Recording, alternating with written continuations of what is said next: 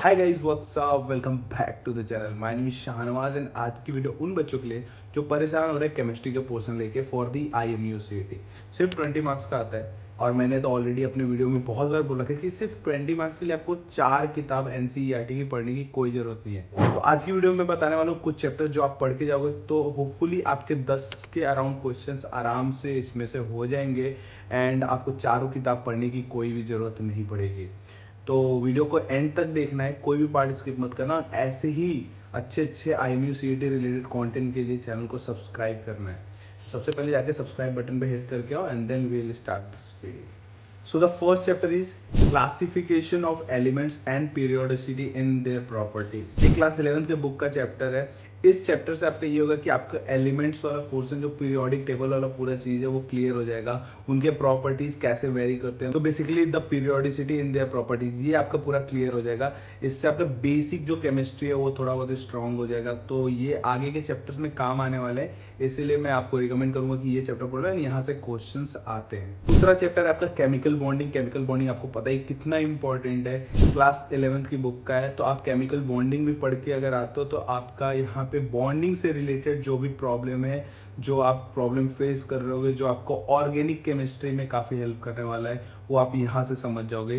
तो ये चैप्टर भी काफ़ी इंपॉर्टेंट है। और अगर आपने कभी भी कॉम्पिटेटिव एग्जाम लाइक जेई के लिए प्रिपरेशन करी हुई तो आपको पता होगा केमिकल बॉन्डिंग कितना इंपॉर्टेंट चैप्टर है। एंड सेम आपको मर्चेंट नेवी से भी रिलेटेड में chemical bonding is very important, not only because कि चैप्टर में क्या है, आप इस चैप्टर से आगे के चैप्टर्स के बहुत चीज़ें सीखते हो, तो इसलिए ये चैप्टर काफ़ी इंपॉर्टेंट होने वाला है। इसके बाद है क्लास 11 का लास्ट टॉपिक जो आपको पढ़ना है, दैट इज आपका basic organic chemistry and hydrocarbons. ये चैप्टर आपका लास्ट में पढ़ता है, पार्ट 2 वाली किताब में है।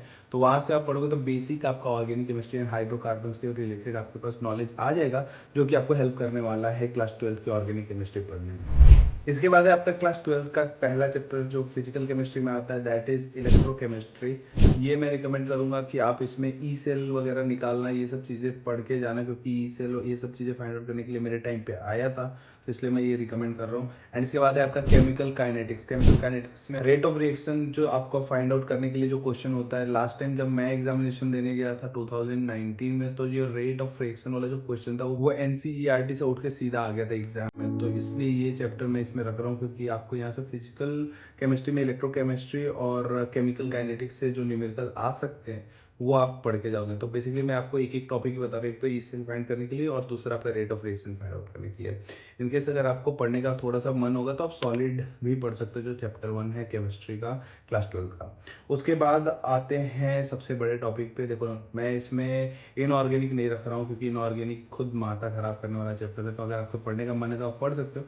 मैं personally I will not recommend, क्योंकि बहुत माथा खराब होता है। आप बेटर जाओ ऑर्गेनिक केमिस्ट्री की तरफ। ऑर्गेनिक केमिस्ट्री मेरे को थोड़ा कंपेरेटिवली से ईजी लगता है इनऑर्गेनिक से, इसमें कि मेरे को रिएक्शंस वगैरह थोड़े समझ में भी आते हैं। तो इसमें जितने भी नेम्ड रिएक्शन है ना, तो वो आपको करना है, क्योंकि नेम्ड रिएक्शन से 5 से 6 क्वेश्चन आते हैं ऑर्गेनिक केमिस्ट्री में।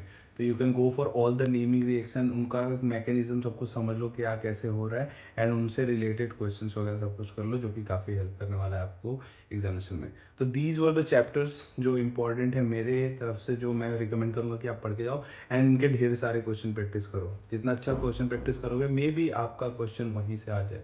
तो या that's it from my side for the chemistry part.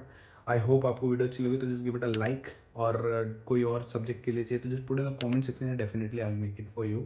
यहाँ पे जब मैं हूँ तो डरने की क्या बात है। ठीक है, चलो चैनल को सब्सक्राइब कर दो, वीडियो को लाइक कर दो, कमेंट कर दो अपने best wishes, and thank you for watching this video.